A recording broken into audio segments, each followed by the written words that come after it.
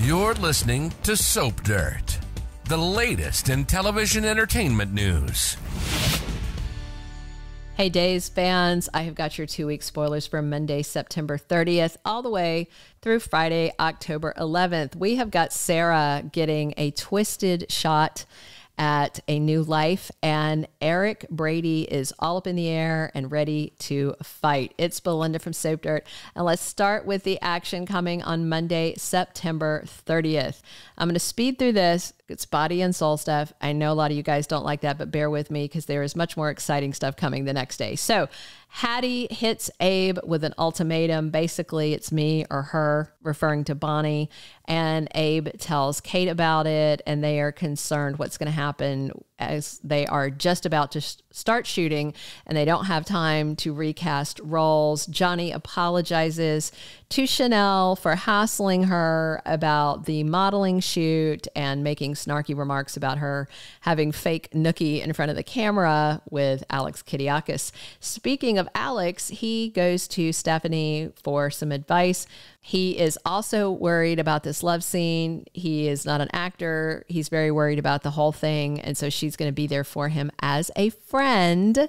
But I don't know how much longer they're going to stay in the friend zone. And Leo hits Bonnie with some bad news. Looks like she wakes him up, and he's very crabby when he lets her know what has changed with the scripts for Body and Soul. Tuesday, October 1st, Stephanie talks to Jada Hunter about Alex and where they stand and what's going through her head, because she is still kind of torn up about the whole Everett thing. And then Alex was the one who tapped the brakes with them the other night. So is she going to press and tell Alex she wants to be more than friends? Maybe. Hattie is rubbing something in Bonnie's face on Tuesday. Katie says, heck no, when Johnny comes and asks for something, and I'm sure it's probably to cut that love scene or fire Alex. It's going to be something that's going to tick off his wife.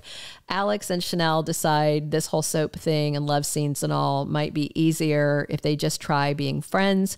Johnny's not going to like that at all, and they begin taping Body and Soul with Leo, Abe, and Kate running around frantic as they try to pull it all together. Wednesday, October 2nd, we've got Sofia Choi fighting Holly for Tate.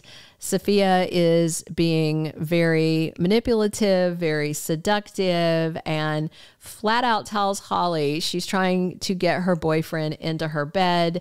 And that leads Holly to slap Sofia right across the face. And that's got to just be making Tate's ego swell. He's officially in the middle of a soapy situation with two girls catfighting over him, right? Xander loses it with Eric. He is absolutely raging at him. Eric shows up at the Titan offices with some things to say to Xander, and I'm sure it's all in defense of Brady, and Xander's not going to have any of it. He still wants the guy dead, and I'm guessing that Eric wants answers about why Xander was at Brady's home the night where he had that mysterious drunk, not drunk interval thing happening before he was arrested. Brady talks to Kristen. She comes to visit him at the Salem Police Department while he is in the interrogation room. And he tells her, I'm going to prison. Just stop trying to save me. I did this bad thing. This is what I deserve. Because that is what he truly thinks, that he deserves what's happening and he deserves to be in prison. Meanwhile, Fiona and Sarah have a talk about liars and lying, and Fiona told Xander that she slept with Brady, and then Fiona just told Maggie she slept with Brady. So now Fiona needs to tell Sarah she slept with Brady, and she is going to confess a little something, but it's going to be not that she hit Sarah. I think it's going to be either that she admits that she was in the car with Brady, and that may tie into her revealing that she's fallen off the wagon, but is struggling to get sober again and doesn't want Xander to know, because Fiona can't really tell her she was in the car without admitting, you know, because why wouldn't she stop him? Why would she let him drive drunk? Maybe if Fiona says that she was passed out, basically her pretending to be in the situation Brady was in when the wreck happened. But it's going to be a very interesting conversation as we head towards the big reveal. Thursday, October 3rd, Marlena asks Brady if he still loves Kristen. Probably somewhere in his heart he does, even though she's awful. We all know Brady has terrible taste in women. And Eric talks to Holly about going to see her mom, Nicole. He really thinks they need to get this Daniel Jonas DUI death secret thing sorted before it rips the family apart permanently. And Maggie asks Xander, please leave Brady alone. This is the same thing that Sarah has asked. It's the same thing that Fiona has asked. And now Maggie's piling on. Will somebody be able to get through to Xander? Maybe. And Kristen stumbles upon Dr. Rolfe creeping up out of the secret part of the DiMera mansion and sees that as an opportunity. And it looks like this could be a game changer for Sarah and also for Brady. Meanwhile, Sofia is there to comfort Tate and console him. It looks like Holly may have called things quits with them. But I mean, realistically, Tate wasn't happy with her anyway when he caught her in his dad's room digging up evidence. Friday, October 4th, we're going to round out week 1 with Fabi catching up with her brother, Mark Green. Marin has an update for him on where they're getting Chad and this con to come through because she needs that ring on her finger so that Clyde isn't going to hurt their mom. And if Clyde isn't getting the progress he expects, then things are going to get real scary for their family. EJ threatens to sue Stefan for defamation of character.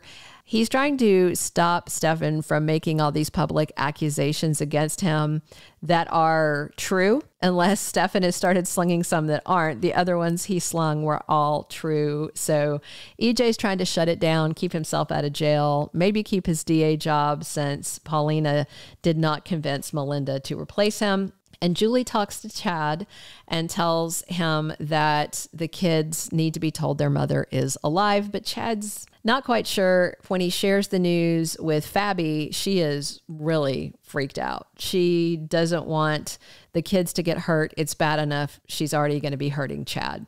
And Gabby enjoys some tea and sympathy with her big brother, Rafe, while she catches him up on her messy, messy personal life. October 7th through 11th is when we're going to see Sarah getting a twisted shot to get her life back and get on her feet. And Eric is doing more fighting this week. So Julie starts to sense next week that maybe something isn't quite right with Fabi. Now, Julie hasn't met her yet that I can remember. It's been, the DiMeras have met her and not a lot of other people have. So Julie is smart enough to smell a rat, even though she advised Chad to tell the kids.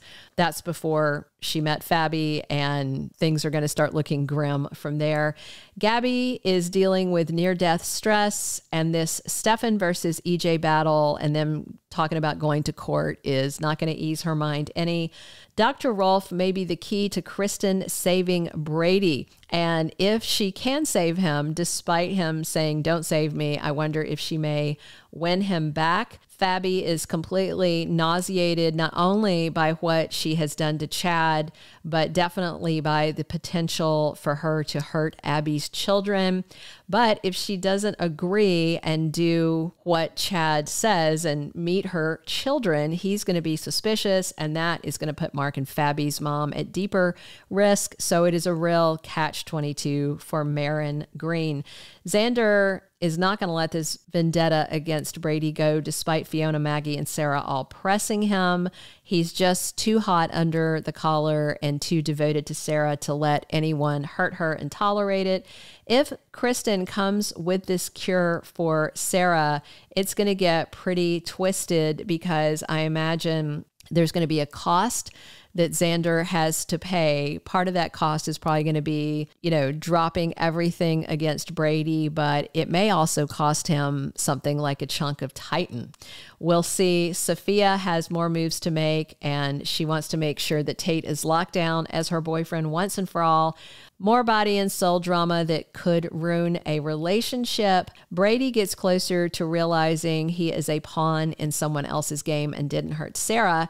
And Eric is going to fight hard to defend his brother at all costs, and he may be the one to figure out that Sarah was lying when she made her witness statement. Those are all of our 2-week spoilers. Please drop your comments. Please come back soon. Please subscribe. It is me, Belinda from Soap Dirt, talking Days of Our Lives with you 7 days a week. And if you don't know already, Drake Hogestyn passed away. The actor who played John Black passed 1 day shy of his 71st birthday from pancreatic cancer. There is a standalone video on this if you want to go find out more details about what happened, but rest in peace, Drake. Thank you for listening. Thank you for being a loyal listener. Follow us wherever you get your podcast, because you don't want to miss the next episode. Soap Dirt is on all the major podcast platforms, including Apple Podcast, Spotify, iHeartRadio, and more.